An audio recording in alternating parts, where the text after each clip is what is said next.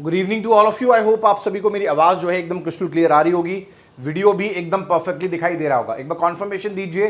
Let us start this class. शुरू करते हैं। कॉन्फर्मेशन दे दीजिए वाई टाइप करके एक बार। Good evening to all of you.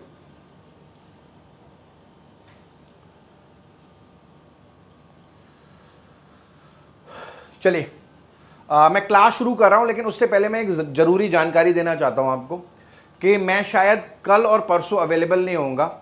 YouTube पर मैं ऑलरेडी बता चुका हूं, परसों मेरी सर्जरी है, तो मैं कल जो है वो निकल रहा हूं।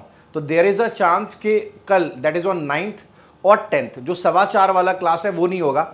एडिटोरियल और सुपरमॉक हो जाएगा, क्योंकि मैं दोपहर में निकलूंगा। परसों शायद एडिटोरियल भी नहीं होगा। तो तब तक के लिए आप जो है वो अपना रिवाइज करिएगा जो भी मैंने पढ़ाया हुआ है। जब मैं वापस आऊंगा तब मैं आपकी फॉर 3 डेज 2-2 घंटे की क्लास लगाऊंगा, जिससे कि जो लॉस हमारा यहां पर हुआ है वो लॉस वहां पर क्या हो जाए, एक बार रिकवर हो जाए। क्लियर है? 2-2 घंटे की क्लासेस आपकी लगाऊंगा as soon as I come back. तो आप जो है अपना समय वेस्ट मत करिएगा।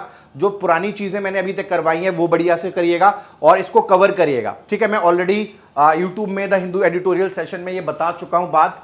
और अभी वैसे मैंने सोचा था कि दिवाली में मैं करवाऊंगा ऑपरेशन, बट अभी फिर जरूरत हो रही है तो करवाना मैंडेटरी सही हो गया है। बीच में दशहरा आ रहा है और नवमी वगैरह भी है, तो मुझे लगता है कि टाइम है, करवा लेता हूं, फिर आगे और कॉम्प्लिकेशंस ना हो। क्लियर है? चलिए शुरुआत करते हैं। टेंस के बारे में जो है वो हम पढ़ेंगे। क्लियर है? आपको याद होगा पहली क्लास में मैंने आपको पढ़ाया था कि टेंसेस जो होते हैं उसमें जब मैं आपको प्रेजेंट इंडेफिनिट पढ़ा रहा था तो मैंने आपको बताया था कि किसी भी टेंस को जब आपको पढ़ना है तो आपको 2 तरीके से पढ़ना है।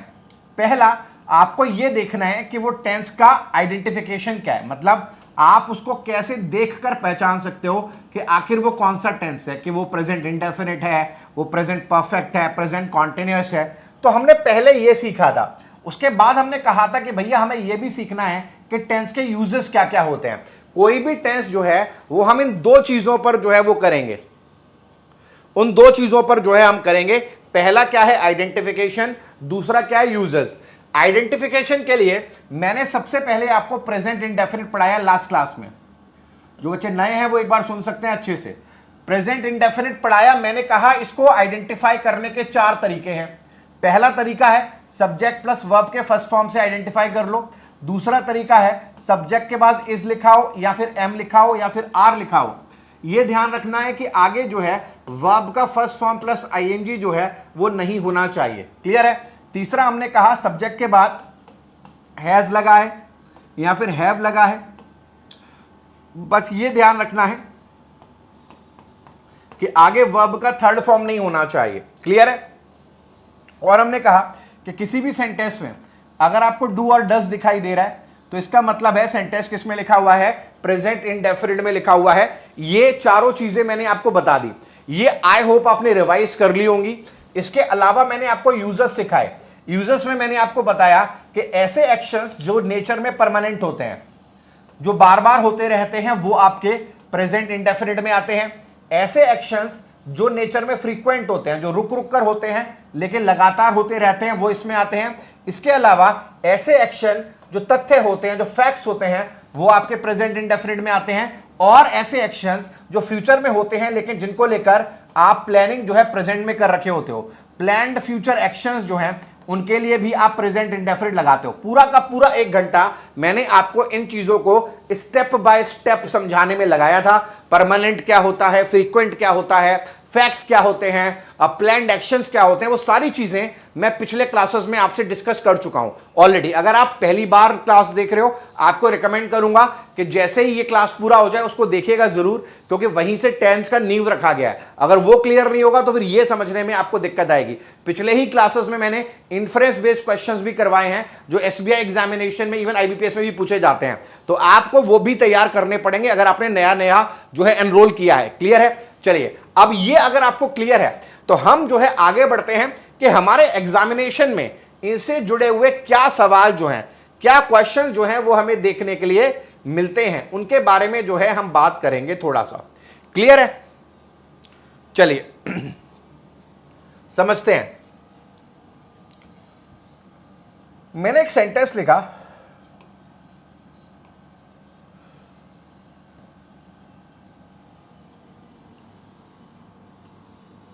दे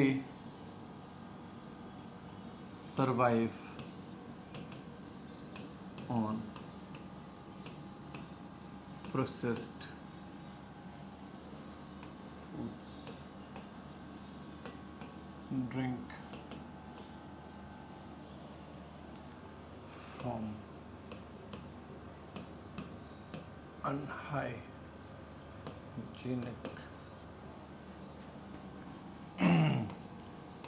sources and are depending on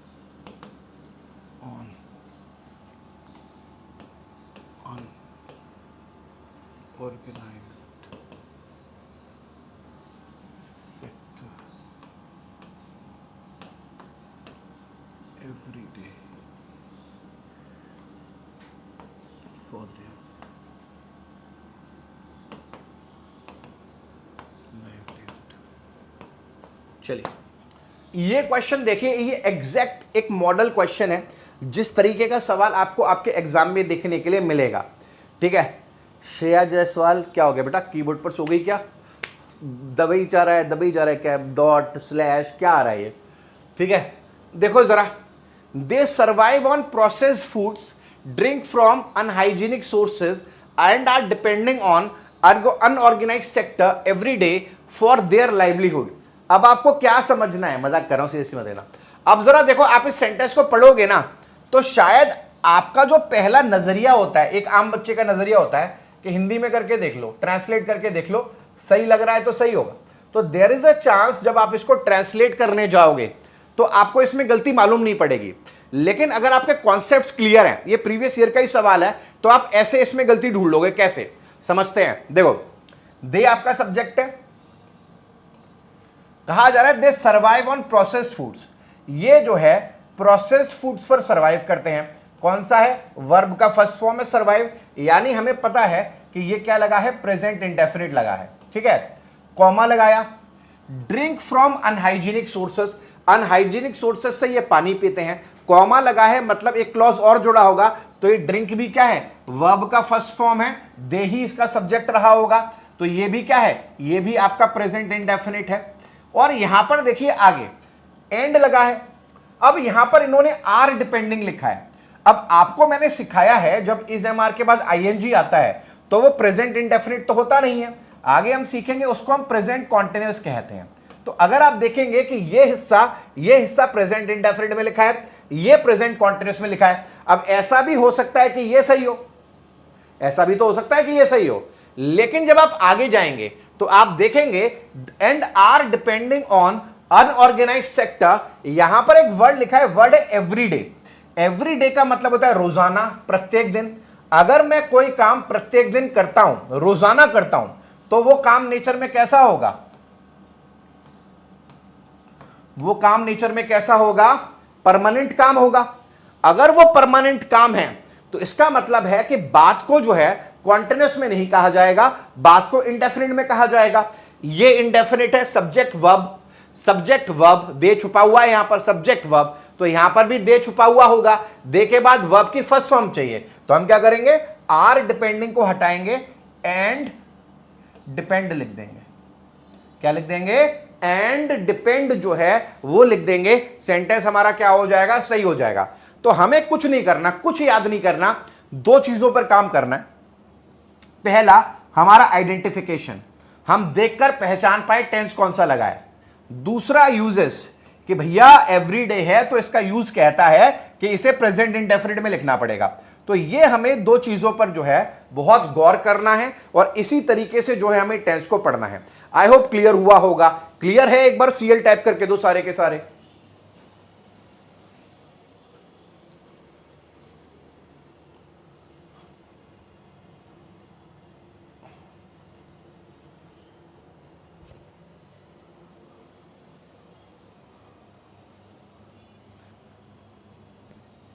नहीं, इज डिपेंड नहीं हो सकता, सब्जेक्ट के डायरेक्ट बाद वर्ब का फर्स्ट फॉर्म आता है प्रेजेंट इंडेफिनिट में। चलो एक और क्वेश्चन लिखता हूं, ये आईबीपीएस पीओ प्री में पूछा गया था, लेकिन ऐसे सवाल आपके एग्जाम में भी आते रहते हैं, एसबीआई में भी आ सकते हैं। देखिए जरा, मैंने एक सेंटेंस लिखा,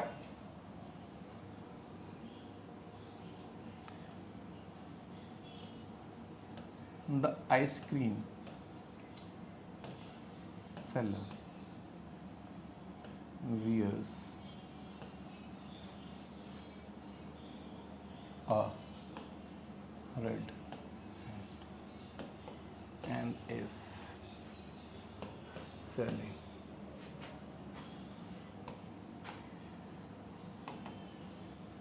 ice cream.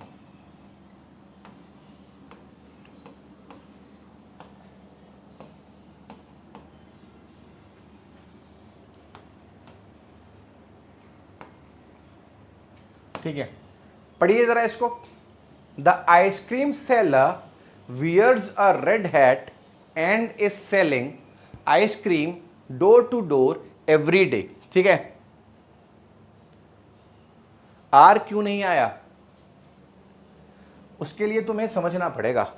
इसका मतलब तुमने पिछली क्लास ढंग से लगाई नहीं, शाबाश बेटा। अगर तुम्हें ये नहीं पता चल रहा ना कि आर क्यों आएगा, वहां पर आर क्यों नहीं आएगा, मुझे बताओ प्रेजेंट इंडेफिनिट बनाते कैसे हैं। पहला तरीका है सब्जेक्ट प्लस वर्ब का फर्स्ट फॉर्म, और दूसरा तरीका है subject plus are plus verb का फर्स्ट फॉर्म। इनमें से कौन सा तरीका है प्रेजेंट इंडेफिनिट बनाने का, बताना जरा। इसमें से कौन सा तरीका है प्रेजेंट इंडेफिनिट बनाने का, पहला वाला या दूसरा वाला? सब्जेक्ट प्लस वर्ब की फर्स्ट फॉर्म या subject plus are plus verb की first form? Subject plus verb की फर्स्ट फॉर्म है ना, तो सब्जेक्ट अगर आपका दे है तो आर आप कैसे लगा दोगे? तो आर आ गया ना, आर के बाद थोड़ी ना आता है, सब्जेक्ट के डायरेक्ट बाद आता है वर्ब का फर्स्ट फॉर्म। ये तो हमने सीखा हुआ है, तो यहां पर डायरेक्ट बाद लिखेंगे, आर लगाने की जरूरत नहीं है। क्लियर है? चलो, the ice cream seller wears a red hat. यहां पर भी हमें क्या करना है, पहला स्टेप आइडेंटिफिकेशन, दूसरा स्टेप यूजेस। हमने कहा the ice cream seller wears a red hat. Wears कौन सा फॉर्म है? पहला फॉर्म है। Wears a red hat and, अब बात तो आइसक्रीम सेलर की हो रही है, यही सब्जेक्ट है। अगर यही सब्जेक्ट है तो यहां पर देखो एंड इज सेलिंग लिखा हुआ है, इसके बाद आईएनजी जब आता है तो वो प्रेजेंट कॉन्टिन्यूअस होता है। अब ये सही हो सकता है या ये सही हो सकता है, लेकिन जब आप पता करोगे तो यहां पर आपको पता चलेगा कि ये काम भी परमानेंट है।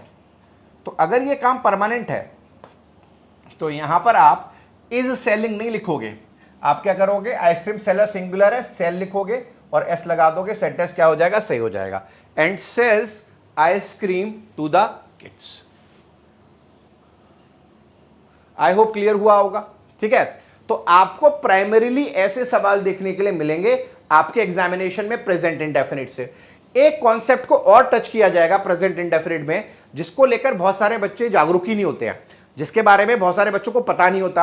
आपका जो एसबीआई एग्जाम है उसमें ही ये सवाल पूछा जा चुका है, तो जरा उसकी तरफ भी let me throw some light on that particular concept also. जरा देखते हैं क्या कहा जा रहा है।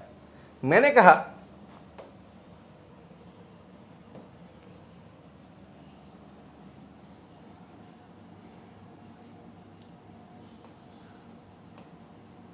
Every day hundreds of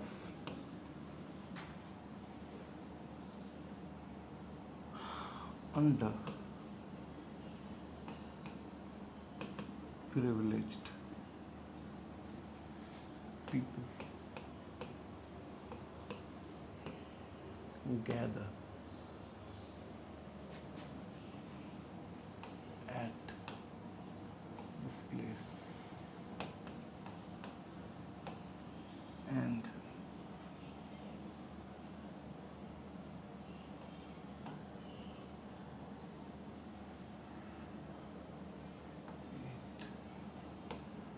a decent, ठीक है। इस क्वेश्चन को देखिए, every day hundreds of underprivileged people gather at this place and eat a decent meal। कहा जा रहा है कि रोजाना सैकड़ों जो है अंडर प्रिविलेज यानी जो गरीब लोग हैं वो यहां पर इस जगह पर गैदर होते हैं और एक डिसेंट खाना जो है उनको मिल जाता है। तो अगर आप देखेंगे एवरी डे वहां लगा हुआ है, तो उस हिसाब से यहां पर hundreds of underprivileged people gather, gather क्या है, वर्ब का फर्स्ट फॉर्म है, सही लगा हुआ है। Gather at this place and eat, eat भी वर्ब का फर्स्ट फॉर्म है, सही लगा हुआ है। तो फिर आखिर प्रॉब्लम क्या है यहां पर? प्रॉब्लम जब ये काम रोजाना होने वाला है तो जब गैदर है वो भी फर्स्ट फॉर्म है और ईट जो है वो भी फर्स्ट फॉर्म है और फर्स्ट फॉर्म ही यहां आनी चाहिए। प्रॉब्लम का है, प्रॉब्लम है यहां पर देखिए एक वर्ड होता है हमारा एवरी स्पेस डे। ये हमारे दो शब्द हैं, एक शब्द है एवरी और एक शब्द है डे, और एक शब्द होता है एवरी डे। ये सिंगल शब्द है, दोनों का मीनिंग अलग अलग है।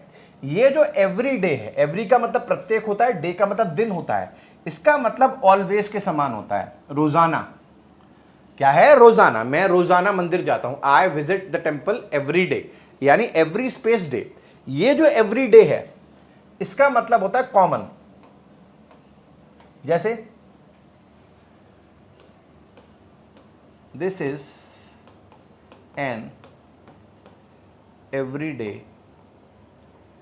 Task for me. अब यहां पर इसका मतलब ये नहीं है ये मेरे लिए डेली टास्क है, नहीं, यहां पर इसका मतलब है ये तो मेरे लिए आम सा काम है, ये तो मेरे लिए बड़ा कॉमन सा काम है। अब सवाल है कि पता कैसे चलेगा? तो याद रखो, ध्यान से सुनना मेरी बात को, ये जो एवरीडे होता है, ये जो एक वर्ड होता है, ये एडवर्ब होता है। क्या होता है? ये एडवर्ब होता है। वहीं ये जो एवरी डे है, इसमें डे नाउन होता है और एवरी क्या होता है? एडजेक्टिव होता है। तो पहला पता करने का तरीका है, मीनिंग से पता चल जाता है कि रोजाना की बात हो रही है तो एवरी स्पेस डे आएगा। दूसरा, अगर आप नहीं पता कर सकते मीनिंग से तो इस बात को समझिएगा, क्योंकि ये एडवर्ब होता है तो इसके आसपास आपको या तो एडजेक्टिव दिखाई देता है या फिर वर्ब दिखाई देता है, क्योंकि एडवर्ब जो होते हैं एडजेक्टिव और वर्ब के लिए लगते हैं, नहीं तो मीनिंग से क्लियर हो जाता है। तो आप इस सेंटेंस को पढ़ोगे तो मीनिंग से क्लियर है कि यहां पर प्रत्येक दिन की बात हो रही है, यहां पर प्रत्येक दिन की बात हो रही है, और प्रत्येक दिन की बात हो रही है तो वो एवरी डे जो लिखा है ना वो गलत लिखा हुआ है। यहां पर एवरी स्पेस डे होना चाहिए। आपको पता होना चाहिए कि आप देखो जिस एग्जामिनेशन की तैयारी करने जा रहे हो ना, एग्जामिनर कोई मौका नहीं छोड़ेगा आपकी नॉलेज को चेक करने का, अगर आपकी जर्नी जो है फाइनल जॉब तक रहती है। अगर वो प्री में नहीं चेक कर पाया तो वो मेंस में जरूर चेक करेगा। और बात यहां पर सिर्फ मैं पीओ की नहीं कर रहा हूं, इवन क्लर्क की भी बात कर रहा हूं। तो आपको ना कॉम्प्रिहेंसिवली तैयार होना पड़ेगा अपने एग्जामिनेशन के लिए। अगर आप में से, आपकी गलती नहीं है इसमें, 99% बच्चे सहारा लेते हैं ना जब लर्निंग के लिए, जब आगे बढ़ना चाहते हैं तो पहला साधन हिंदी को ही बनाते हैं और उसी ट्रांसलेशन के सहारे आगे बढ़ना चाहते हैं। जबकि फैक्ट ये है कि जो आप एग्जाम देने जा रहे हो वो एग्जाम पूरा कॉन्सेप्चुअल है, यानी अगर आपके कॉन्सेप्ट्स क्लियर हैं, आपको हिंदी भले ही कमजोर बनानी आती है लेकिन आपका कॉन्सेप्ट क्लियर है, आप देख के जज कर लेते हो बात सही लिखी है गलत लिखी है, आप बढ़िया करके आओगे एग्जाम में। और इस कोर्स को भी आपको ऐसे ही लेना है कि that you have to develop your concepts. Hindi में देख लेंगे, हिंदी पता करनी है कर लेंगे, जरूरी भी है, लेकिन आंसर जब दे रहे होंगे ना तो आंसर देने के लिए हिंदी नहीं, आंसर देने के लिए कॉन्सेप्ट का प्रयोग करेंगे, तब बेटर आंसर हमें मिलेगा। क्लियर है? चलिए, अगर ये क्लियर है तो एक बार सीएल टाइप कर दो सारे के सारे।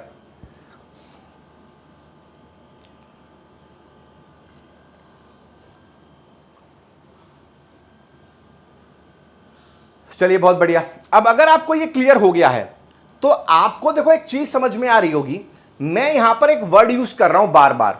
कौन सा वर्ड यूज कर रहा हूं? जैसे आपने देखा एवरीडे।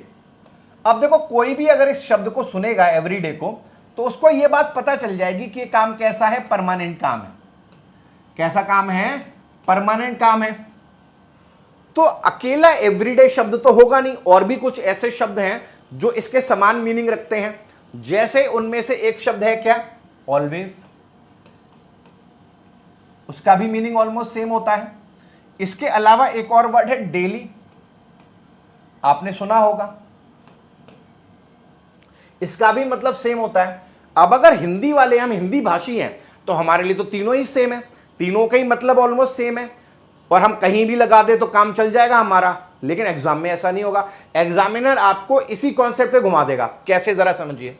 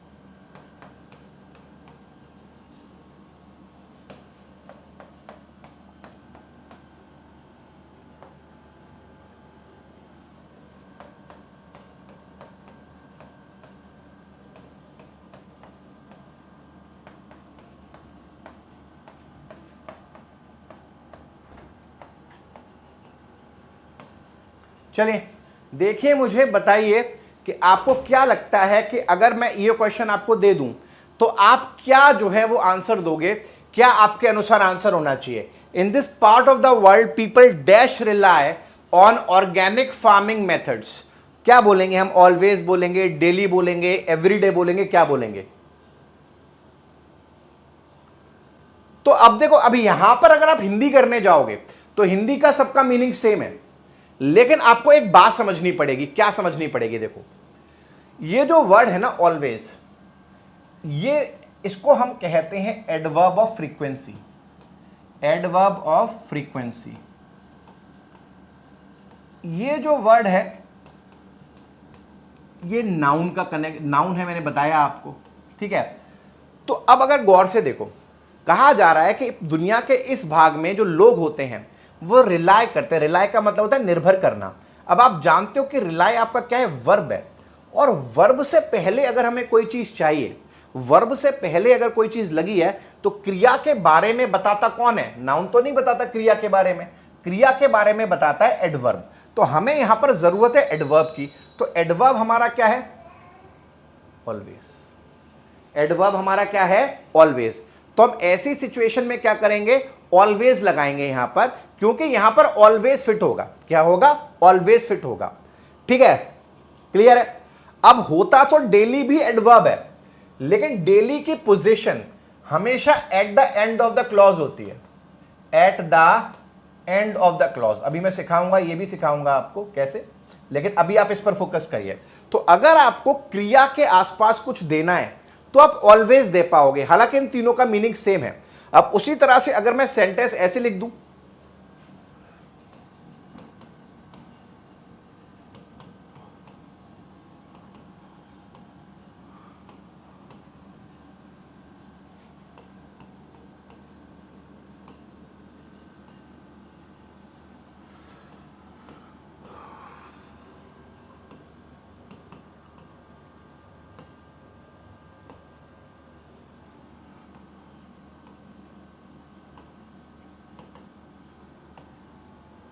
मैं आपको ये आंसर दे दूं और आपको ऐसे सेंटेंस लिख दूं और आपसे पूछूं कि अब बताओ कौन सा आंसर आएगा, अब बताओ कौन सा आंसर आएगा। यहां पर in this part of the world people rely on organic methods of farming dash. अब मैं यहां पर क्या लगाऊं? तो याद रखें, ऐसे सिचुएशन में जो डेली है और जो एवरीडे है ये दोनों ही सही हैं। यहां पर मैं डेली भी लिख सकता हूं, यहां पर मैं एवरीडे भी लिख सकता हूं। कारण क्या है कि डेली का लिखने का रीजन क्या है कि ये रोजाना होने वाले, यानी at the end of the clause use होता है। एवरीडे का मतलब क्या है? ये मतलब दे रहा है रोजाना का, प्रत्येक दिन का। बाद में नाउन आ सकता है, आखिरी में तो नाउन आ सकता है। तो यहां पर हम दोनों सेंटेंसेस लिख देंगे, हमें कोई भी प्रॉब्लम नहीं है। हम दोनों ही चीजें जो है वो लिखते हुए चले जाएंगे, कोई प्रॉब्लम नहीं है, चाहे हम डेली लिख दें चाहे हम एवरीडे लिख दें। लेकिन अगर यहां पर नौबत आ गई तो यहां पर हम कुछ नहीं यूज कर पाएंगे। बात समझ में आ रही है? तो ये क्लैरिटी होनी चाहिए। अब जब बात हम कर ही रहे हैं एडवर्ब ऑफ फ्रीक्वेंसी की, तो अब एडवर्ब ऑफ फ्रीक्वेंसी जो होती है, बहुत ध्यान से सुनिएगा और बहुत जरूरी है ये समझना, एडवर्ब ऑफ फ्रीक्वेंसी जो है वो सिर्फ ऑलवेज नहीं होता, इसके अलावा भी बहुत सारे वर्ड्स होते हैं। जैसे पहला वर्ड है ऑलवेज, जो ये बताता है कि ये काम परमानेंटली होता है। ठीक है, परमानेंटली होता है। दूसरा वर्ड है समटाइम्स, जो ये बताता है कि ये काम कभी कभी होता है। कभी कभी मतलब फ्रीक्वेंटली। इसके अलावा तीसरा वर्ड है यूजुअली। यूजुअली का मतलब है ये काम भी आमतौर पर होता है, ये परमानेंट या फ्रीक्वेंट आप कुछ भी मान सकते हो। चौथा वर्ड है जनरली। जनरली का भी मतलब है आमतौर पर यह काम होता रहता है, इसको भी आप परमानेंट या फ्रीक्वेंट कुछ भी मान सकते हो। इसके अलावा पांचवा शब्द जो आपको ध्यान में रखना है वो है सेल्डम, बहुत पूछा जाता है एग्जामिनेशन में। छठा शब्द जो आपने याद में रखना है वर्ड है रेयरली। सातवां शब्द आपने जो याद रखना है वो है बेयरली। आठवां शब्द आपने जो याद रखना है वो है स्कार्सली। और नवा शब्द आपने जो याद रखना है वो है हार्डली। तो आप देखेंगे 5वें से लेकर 9वें सब शब्द तक जो भी मैंने वर्ड्स लिखे हैं, इन सबके मीनिंग एक ही है, इन सबके मीनिंग एक ही है, और इन सब का मीनिंग है ऑलमोस्ट नेवर। ऑलमोस्ट नेवर, कोई ऐसा काम जो लगभग कभी नहीं होता, मतलब बहुत रेयरली होता है, मतलब 100 दिन में एक बार हो गया, तो होता है, ऐसा नहीं है कि होता नहीं, होता है लेकिन बहुत रेयरली होता है। तो ये भी हम फ्रीक्वेंट एक्शंस में ही रखते हैं। किसमें रखते हैं? फ्रीक्वेंट एक्शंस में ही रखते हैं। और याद रखना है, हमारा जो 10वां वर्ड है, वो 10वां वर्ड है नेवर। कौन सा है? नेवर। नेवर एक ऐसा काम है जो परमानेंटली होता ही नहीं है, तो ये भी परमानेंट की कैटेगरी में ही आएगा। ये जो 10 वर्ड्स मैंने लिखे हुए हैं, ये सारे के सारे वर्ड्स हमारे एडवर्ब ऑफ फ्रीक्वेंसी हैं। क्या है ये? एडवर्ब ऑफ फ्रीक्वेंसी हैं। हमें याद रखना है इनकी पोजीशन क्या जो है वो रहेगी, और तभी जो है हम इनको जो है कर पाएंगे एग्जामिनेशन में, नहीं तो गड़बड़ कर देंगे। क्लियर है? चलो, अगर ये क्लियर है तो जरा थोड़ा सा आगे बढ़ते हैं।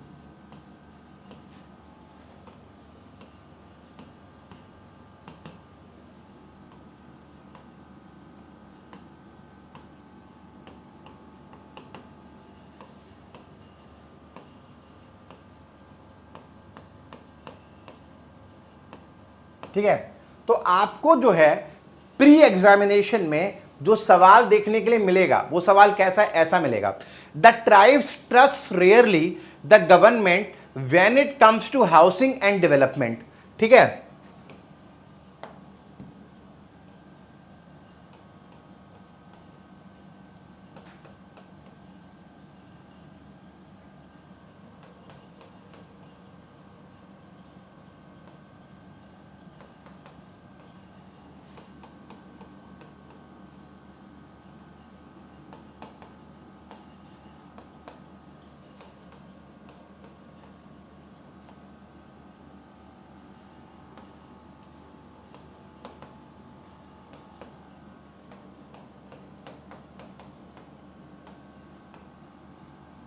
चलिए पढ़िए जरा। These tribes trust rarely the government when it comes to housing and development. अब आपको देखो यहां पर जो ये क्वेश्चन दिया हुआ है, इस क्वेश्चन को सॉल्व करने के लिए दो नॉलेज की जरूरत है। There are two different kind of concept that you should know before answering this question. जो पहला कॉन्सेप्ट आपको पता होना चाहिए वो है कि position of adverb of frequency क्या होती है, इसको लगाते कहां पर हैं। तो याद रखें, इसकी पोजीशन जो होती है हमेशा मेन वर्ब से पहले होती है, मुख्य क्रिया से पहले होती है, बिफोर मेन वर्ब। अब आप जानते हो मेन वर्ब क्या है? ट्रस्ट है, तो ये इससे पहले आना चाहिए, ये तो क्लियर है। बाद में तो आने का सवाल ही नहीं होता, ये तो गलती हो गया। दूसरा आपको ये पता होना चाहिए कि जो ट्राइब्स है that is a plural noun, और अगर ये प्लूरल नाउन है तो ट्रस्ट एस का सवाल नहीं होता। एस और एस हमेशा सिंगुलर चीजों के साथ लगता है, तो आपको पता है कि ये ऑप्शन भी उड़ जाएगा। तीसरी चीज आपको जो पता होनी चाहिए वो ये होनी चाहिए कि रेयरली जो एक्शन है वो ऐसा एक्शन है जो फ्रीक्वेंट की कैटेगरी में आता है, और हमने परसों की क्लास में सीखा था कि ऐसे एक्शन जो परमानेंट और फ्रीक्वेंट होते हैं वो हम कॉन्टिन्यूअस में नहीं लिख सकते, उनको इंडेफिनिट में लिखना पड़ेगा। तो कॉन्टिन्यूअस में नहीं लिख सकते तो आर प्लस आईएनजी कॉन्टिन्यूअस होता है, तो ये ऑप्शन भी उड़ गया। इसीलिए जो इसका राइट आंसर है वो है रेयरली ट्रस्ट। क्या लिखेंगे?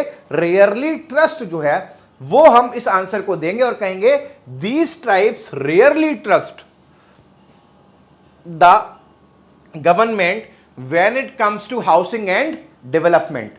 आई होप क्लियर होगा तीनों चीजें कि इसकी पोजीशन क्या होनी चाहिए, सिंगुलैरिटी प्लूरैलिटी कैसे देखेंगे, और क्वांटिनस में इसको लिखा नहीं रहने देंगे। क्लियर है तो एक बार सीएल टाइप करके दे दीजिए मुझे सारे के सारे।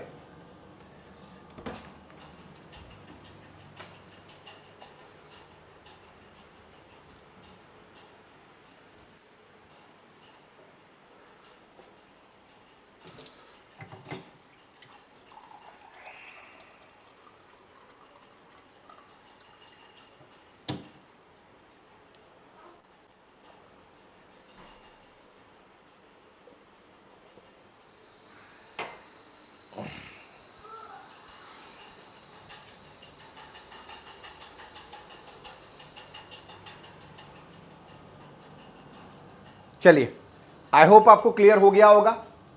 अब थोड़ा सा आगे बढ़ते हैं। अब हमें देखो क्या समझने की जरूरत है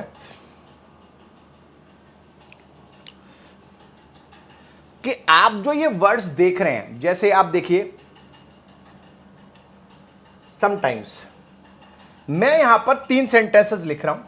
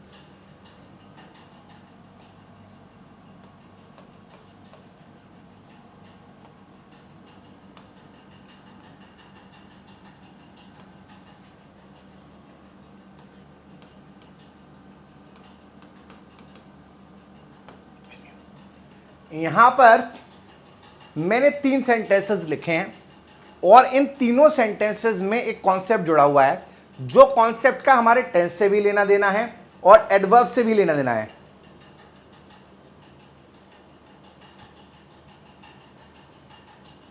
हाँ, प्लूरल के लिए लास्ट में एस नहीं आता, बिल्कुल नहीं आता बेटा। प्लूरल के लिए लास्ट में एस नहीं आता, तो एस यहां कहां पर है? इसकी कह रहे हो तो ये समटाइम्स बेटा एडवर्ब है, वर्ब नहीं है। वर्ब के आगे लगाते हैं ना एस और एस, और नाउन के आगे लगाते हैं एस। चलो इसको पढ़िए जरा, इस सेंटेंस को देखिए एक बार, समझिए। अब देखो इसको समझने के लिए हमें 2-3 चीजें समझनी पड़ेंगी। पहला हमें क्या समझना है? पहला हमें समझना है एक वर्ड होता है समटाइम्स, एक वर्ड होता है समटाइम, और एक वर्ड होता है सम स्पेस टाइम। ये तीनों सुनने में एक जैसे शब्द हैं, लेकिन ये तीनों अलग अलग हैं और इन तीनों के अपने अपने मीनिंग हैं। जैसे समटाइम्स, इस समटाइम्स का मतलब होता है कभी कभी। कोई काम जो कभी कभी होता है उसके लिए ये फ्रीक्वेंसी बताता है, ऐसा काम बताता है जो फ्रीक्वेंट है। समटाइम का मतलब होता है किसी वक्त, किसी वक्त। और ये जो सम स्पेस टाइम है, ये अलग अलग 2 शब्द है। सम का मतलब कुछ होता है और टाइम का मतलब समय होता है। मुझे कुछ समय दीजिए, please give me some time. अब ये तीनों दिखने में एक जैसे हैं तो हमें ये कंफ्यूज करते हैं। हम एक काम करते हैं, इसका बिल्कुल आसान तरीका ढूंढते हैं। जैसे पहला सेंटेंस है, द मंक्स समटाइम विजिट। अब हमें पता है विजिट हमारा वर्ब है, और विजिट हमारा वर्ब है, तो वर्ब से पहले हमें चाहिए एडवर्ब, और एडवर्ब इन सब में से सिर्फ एक है, वो है समटाइम्स। तो या तो आप मीनिंग से पता लगा लो कि जो मंक्स हैं वो कभी कभी विजिट करते हैं इस जगह को और यह मेडिटेट करते हैं। मीनिंग से ना पता लगा पाओ तो वर्ब के बराबर ये नहीं आ सकता, यहां पर समटाइम्स आएगा, क्योंकि यहां पर हमें फ्रीक्वेंसी बतानी है कि ये काम कभी कभी होता है। तो या तो मीनिंग से पता कर लो कभी कभी, नहीं तो ये वर्ब की पोजीशन बता रही है, यहां पर हमें एडवर्ब चाहिए समटाइम्स। पहली बात तो ये है। दूसरा देखिए, I will meet you sometime. अब ये एडवर्ब हो नहीं सकता, क्योंकि इसके बराबर देखो प्रोनाउन लगा हुआ है, तो प्रोनाउन के बराबर तो एडवर्ब आता नहीं है। तो ऐसे केस में देखिए ये कह रहा है कि मैं तुम्हें किसी वक्त मिलता हूं, अगले महीने किसी वक्त मिलता हूं। तो यहां पर आप लगाओ I will meet you sometime next month. I will meet you sometime मतलब आसपास वर्ब ना दिखाई दे तो समटाइम लगा दो, और मीनिंग में ऐसा दिख रहा हो कि मैं किसी वक्त मिलता हूं तो समटाइम लगा दो। और तीसरा वाला सबसे आसान है, please call me after some time. तो यहां पर वो ये कह रहा है कि कुछ समय बाद मुझे कॉल करना। कुछ समय के लिए हम सम और टाइम में क्या देते हैं, स्पेस देते हैं। तो यहां पर हम तीनों सेंटेंसेस को ऑन द मीनिंग भी जस्टिफाई कर सकते हैं and on the basis of the part of speech also we can justify them. Clear है तो सीएल टाइप करो एक बार। क्लियर है तो सीएल टाइप करो।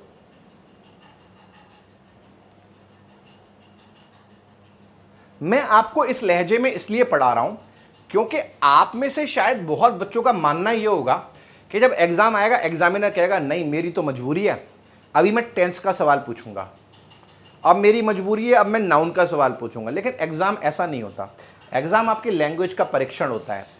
तो टेंस के नाम पर वो एडवर्ब भी उसमें मिला देता है, एडवर्ब के नाम पर वो टेंस भी मिला देता है, नाउन के नाम पर प्रोनाउन भी मिला देता है। तो हम क्या कर रहे हैं, हम अगर किसी कॉन्सेप्ट को पढ़ रहे हैं ना, तो उसकी हर पॉसिबिलिटी, चाहे वो पॉसिबिलिटी टेंस से जुड़ी हुई हो या वो पॉसिबिलिटी उसके मीनिंग से जुड़ी हुई हो, वो कवर करते हुए चल रहे हैं। ऐसा ना हो कि हम टेंस पढ़ने में रह जाएं, वो सवाल वही दे लेकिन पूछ कुछ और ले आपसे। तो आपको मैं समटाइम्स बता दूं, फ्रीक्वेंसी भी बता दूं, रटा भी दूं, इसका मतलब कभी कभी होता है। वो पूछ रहे हो समटाइम और तुम याद करके गए हो समटाइम्स, तो वहां पर भी वो नॉलेज किसी काम की नहीं रह जाएगी। इसीलिए कॉम्प्रिहेंसिव लर्निंग बहुत जरूरी है। Thank you very much. अगर क्लियर है तो चलो आगे बढ़ते हैं। इसके बाद जब हमने ये देख लिया तो अब हमारे पास ऑलवेज हो गया, समटाइम्स हो गया, यूजुअली हो गया, जनरली हो गया। अब हम नजर दौड़ाएंगे किस पर, इस पर, सेल्डम, रेयरली, बेयरली, स्कार्सली और हार्डली। देखिए मैंने एक सेंटेंस लिखा,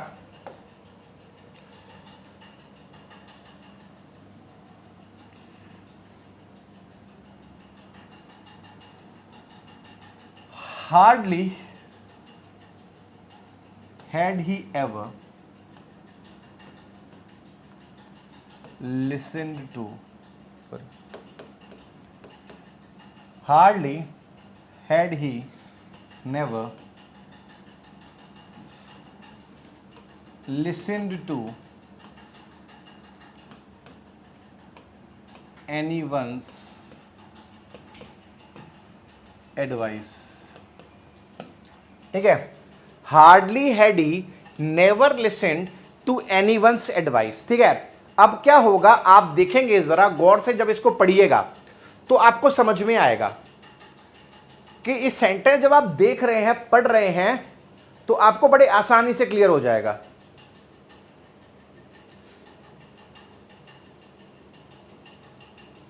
जब आप इसको पढ़ रहे हैं तो आप देखेंगे ये सुनने में सही लग रहा है, लेकिन देखो इसके पीछे एक बहुत गहरा कॉन्सेप्ट है। जब भी अगली बार से आप इस हार्डली शब्द को देखें, आप इस रेयरली शब्द को देखें, आप इस स्कार्सली शब्द को देखें, तो आपको इनकी जगह ये दिखाई देना चाहिए, क्योंकि इनका मीनिंग क्या होता है, ऑलमोस्ट नेवर होता है। इनका मीनिंग क्या होता है, ऑलमोस्ट नेवर होता है। हार्डली अगर कोई कह रहा है ना, तो वो कह रहा है लगभग कभी नहीं। अब देखो एक बात को समझो, अगर मैं यहां पर कहूं I have no money, sentence सही है, हाँ है ना। लेकिन अगर मैं ये कहूं I do not have no money, I do not have no money. अगर मैं ऐसे लिख दूं कि I do not have no money, तो क्या ये सेंटेंस सही है? I do not have no money, ये गलत हो जाएगा। क्यों गलत हो जाएगा? क्योंकि किसी भी सेंटेंस को सिर्फ एक बार नेगेटिव किया जा सकता है। अब हमने इसको, ला मुझे दो, मैं करूं।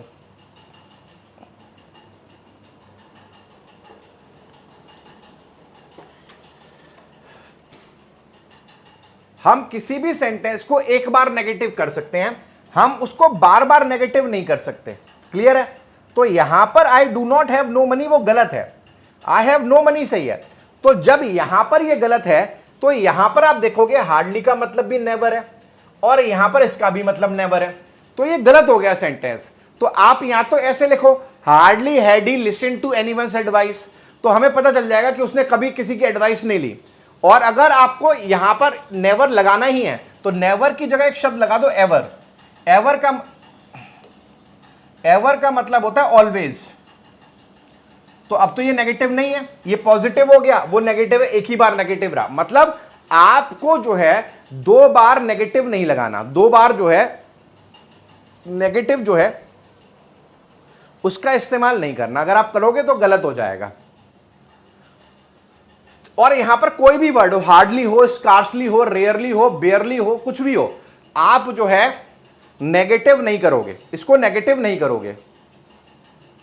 अब एक चीज और समझना बेटा, और ये उससे भी ज्यादा जरूरी है, और स्पेशली वो बच्चे जो पहली बार पढ़ रहे हैं उनके लिए, क्योंकि जो ये मैं ऊपर करा रहा हूं ना, अगर आप किसी किताब से रूल वाली इंग्लिश पढ़ रहे हो तो वो आपको एक रूल याद कराते हैं। रूल क्या है कि हार्डली के बाद या स्कार्सली के बाद या ऐसे किसी शब्द के साथ नेवर, नॉट जैसे शब्दों का प्रयोग नहीं होता। आप क्या करते हो? आप इसको रट लेते हो। आप जब इसको रट लेते हो तो एक प्रॉब्लम होती है। प्रॉब्लम यह होती है कि जैसे मैं एक सेंटेंस लिखता हूं, मैंने कहा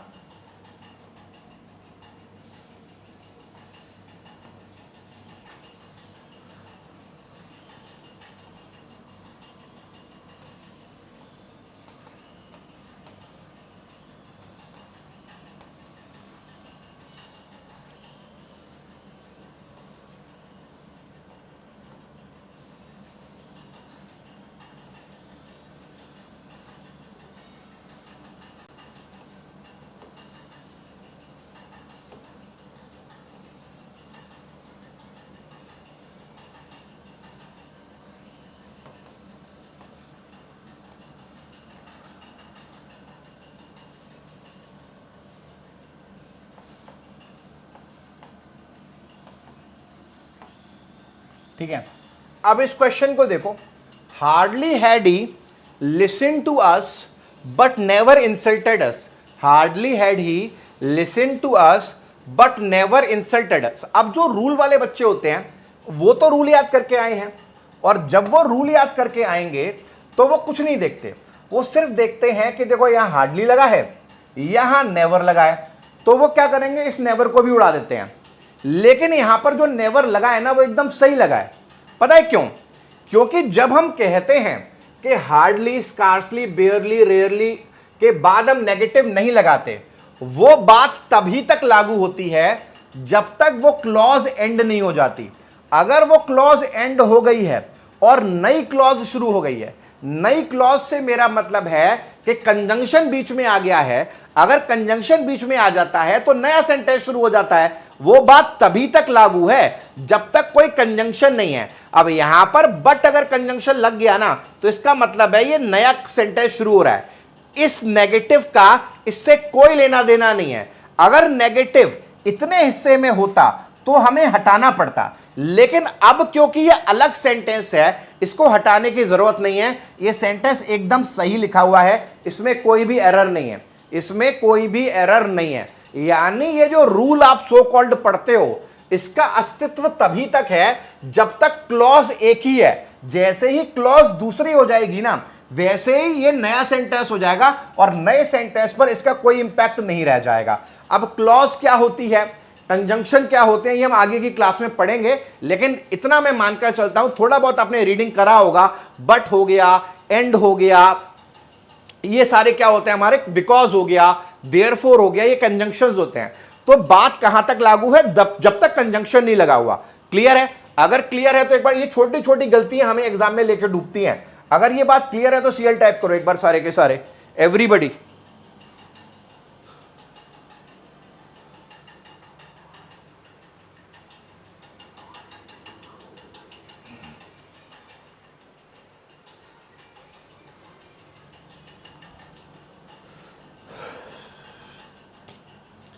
चलो, अब यहां पर एक जगह और खेला जा सकता है।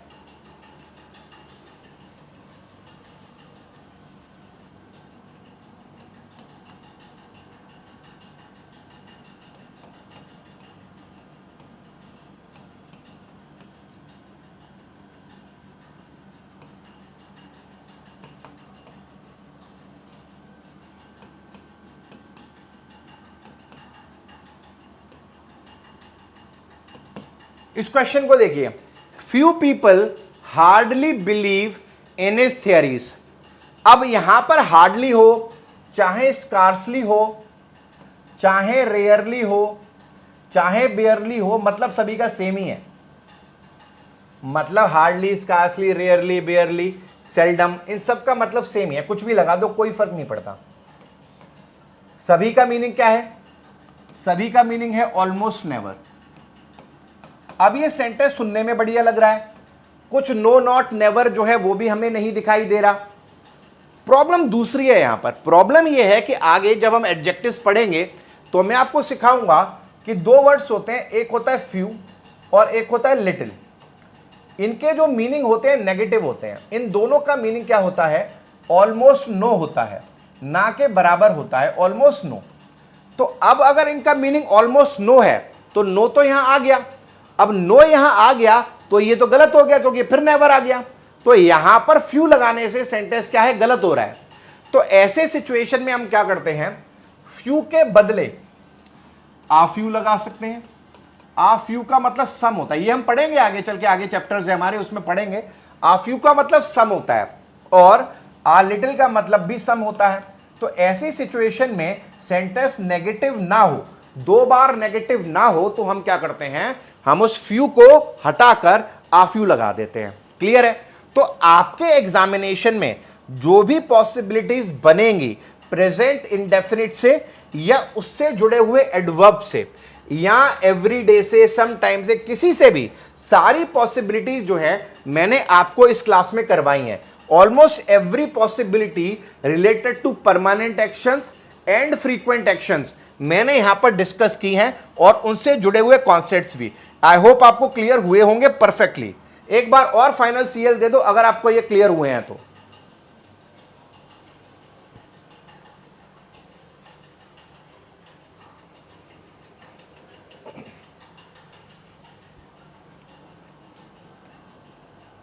चलिए, बहुत बढ़िया।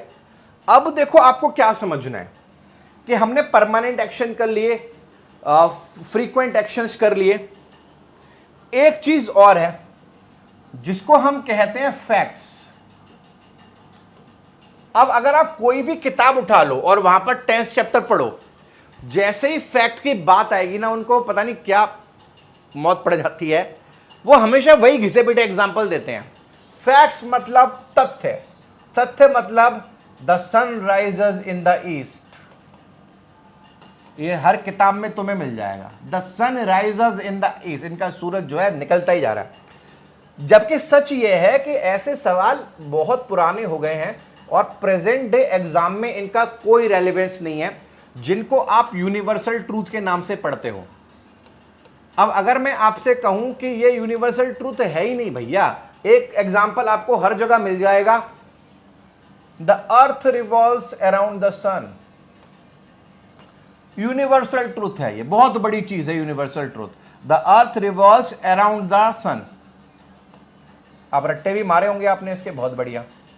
अब ऐसे सवाल भी एग्जामिनेशन में आपको दिखाई नहीं देंगे। आप पिछले 10 साल के पेपरों में चले जाओ, आपको एक सवाल नहीं दिखेगा यहां से। क्यों? क्योंकि एग्जामिनर मानता है कि बच्चा अगर एसबीआई जैसे एग्जाम में, आईबीपीएस जैसे एग्जाम में बैठ रहा है तो उसका स्तर इतना नीचा तो नहीं होगा। ठीक है, वो कुछ ना कुछ तो तैयारी करके आया होगा, ये हमें समझना पड़ेगा। और आपको ये यूनिवर्सल ट्रूथ की तरह याद क्यों कराया जा रहा है, मुझे यही नहीं समझ आ रहा, कहां से ये यूनिवर्सल ट्रूथ है। मुझे एक बात बताओ, सूरज, ये जो वर्ड है ना राइस, क्या एक दिन निकलता है? कि एक दिन निकलता है और कहता है 15 दिन तो नहीं निकलूंगा, मन नहीं कर रहा? रोज निकलता है ना। तो रोज निकलता है तो परमानेंट एक्शन होगा। परमानेंट एक्शन किस में लिखे जाते हैं? प्रेजेंट इंडेफिनिट में, इसीलिए प्रेजेंट इंडेफिनिट में लिखा है। पृथ्वी सूरज के चारों तरफ क्या कब घूमती है? एक दिन घूमती है, 5 दिन घूमती है, हमेशा घूमती है ना। तो कैसा एक्शन है? परमानेंट एक्शन है। क्या जरूरत है फालतू में यूनिवर्सल ट्रूथ याद करने की? परमानेंट एक्शन ही तो है। यूनिवर्सल ट्रूथ क्या हुआ? परमानेंट एक्शन है, ये बार बार होने वाले एक्शन है ना। ये बात समझ में आ रही है? तो इनको गोली मारो। अब जो फैक्ट की कैटेगरी है उसमें आपके एग्जामिनेशन में एक चीज पूछी जाती है जो आपको पता होनी चाहिए, आपको तैयार होनी चाहिए। आजकल वो उसी के पीछे पड़े हुए हैं, और वो चीजें हैं जनरल फैक्ट्स। अब जनरल फैक्ट्स क्या होते हैं?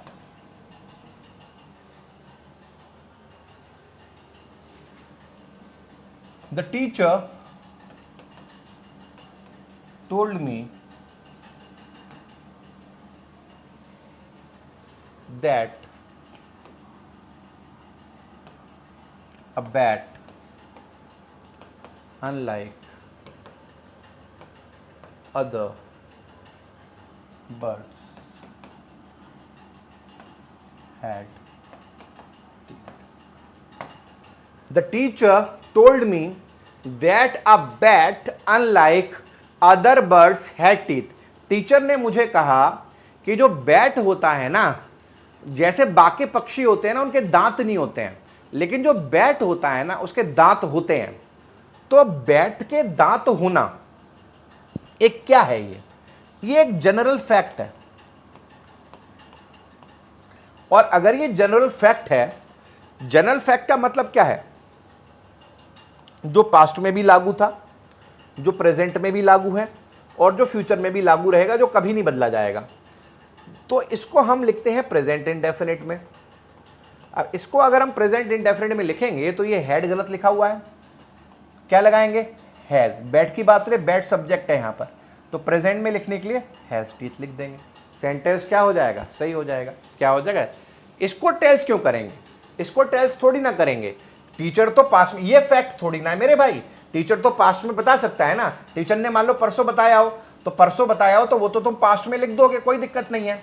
लेकिन फैक्ट क्या है? फैक्ट ये है, ये फैक्ट है, ये फैक्ट थोड़ी ना है। तो अगर ये फैक्ट है तो इसको प्रेजेंट में लिखो, हैज टीथ लिखो। मैंने आपको सिखाया है हैज के बाद जब हम वर्ब का थर्ड फॉर्म नहीं लगाते हैं तो वो प्रेजेंट इंडेफिनिट होता है और पोजेशन बताता है। बैट के पास क्या है? दांत हैं। क्या है? दांत हैं। आई होप क्लियर हुआ होगा। क्लियर है तो एक बार CL टाइप करके दो सारे के सारे।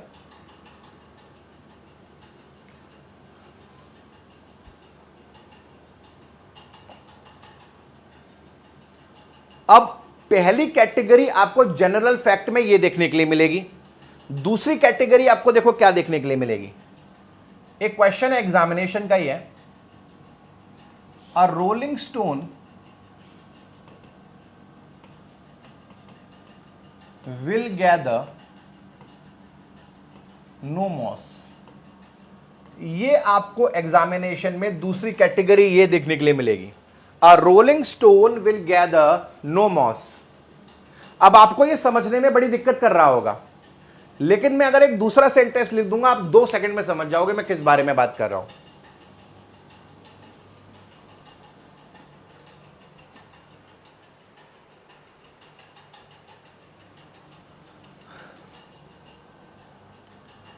जैसे सपोज करो मैंने ये सेंटेंस लिखा, अब आप समझ जाओगे मैं किस बारे में बात कर रहा हूं। Honesty was the best policy। अब आप समझ गए कि अरे यार ये तो देखा हुआ है मेरा। मैं बात कर रहा हूं इडियम्स एंड प्रोवर्ब्स की, इनफैक्ट प्रोवर्ब्स की बात कर रहा हूं, कहावतें जिसको हम कहते हैं। अब देखो जो कहावतें होती हैं ना वो भी फैक्ट होती हैं, ऐसा नहीं है कि वो समय के साथ बदल जाए। जैसे हम कहें knowledge is the key to success, ज्ञान जो है वो सफलता की कुंजी है, हमने पढ़ा हुआ है। Knowledge is the key to success. अब ऐसा तो नहीं है कि अभी आगे नहीं होगी या पास में नहीं थी, ये बात हमेशा लागू होती है। अगर ये बात हमेशा लागू होती है, पास्ट में भी लागू है, प्रेजेंट में भी लागू है, फ्यूचर में भी लागू है, तो ये प्रेजेंट इंडेफिनिट में लिखी जानी चाहिए। ये देखो प्रेजेंट इंडेफिनिट में ही लिखी हुई है, इसके बाद आईएनजी नहीं लगा हुआ, प्रेजेंट इंडेफिनिट में। लेकिन यहां पर honesty was the best policy, ये गलत हो गया। ऑनेस्टी, ईमानदारी जो है वो बेस्ट पॉलिसी होती है, तो फैक्ट है, फैक्ट है। तो इस यहां पर a rolling stone will gather no moss, ये भी एक प्रोवर्ब है। इसका मतलब है वो पत्थर जो हमेशा रोल करता रहता है, लुढ़कता रहता है, लुढ़कता रहता है, उस पर कभी भी मॉस नहीं आ सकती। मॉस का मतलब होता है घास। कहने का मतलब है कि वो पत्थर जो हमेशा लुढ़कता रहता है वो कभी हरा नहीं हो सकता, या और वो इंसान जो हमेशा अपने गोल चेंज करता रहता है, बार बार अपना एम बदलता रहता है, उस पर भी कभी घास नहीं आ सकती, यानी वो कभी सक्सेसफुल नहीं हो सकता। वो इंसान जो बार बार अपना गोल बदलता रहता है वो कभी सक्सेसफुल नहीं होता, यही इसका मतलब है। तो अब यहां पर देखो विल गैदर लिखा है, इतना आप जानते हो विल जो है वो फ्यूचर के बारे में बात करता है। तो the rolling stone will gather नहीं आएगा, a rolling stone gathers no moss आएगा। क्या आएगा? और rolling stone gathers no moss. ठीक है, ये जो है प्रोवर्ब्स आपको याद रखने हैं, ये भी फैक्ट की कैटेगरी में ही आते हैं और इनको जो है हमें प्रेजेंट इंडेफिनिट में लिखना पड़ता है। आई होप सभी को एकदम क्रिस्टल क्लियर हुआ होगा। क्लियर है तो एक बार सीएल टाइप कर दो। ये एंड होता है हमारा प्रेजेंट इंडेफिनिट। अगले क्लास में हम प्रेजेंट कॉन्टिन्यूअस और प्रेजेंट परफेक्ट पढ़ेंगे और साथ में कुछ क्वेश्चन सीखेंगे पैटर्न बेस्ड। मैं दोबारा से रिपीट करता हूं, देयर इज अ चांस कि कल और परसों शायद आपका क्लास नहीं हो पाएगा, मेरा सर्जरी है, शुरू से क्लास देख देना, मैंने सारे डिटेल में बताया हुआ है। एडिटोरियल का क्लास लगेगा कल सुबह और सुपर मॉक भी कल सुबह लगेगा, वो जरूर लगा लीजिएगा। चलिए मिलते हैं। थैंक यू वेरी मच, आप इतने वंडरफुल वंडरफुल कमेंट्स करते हो।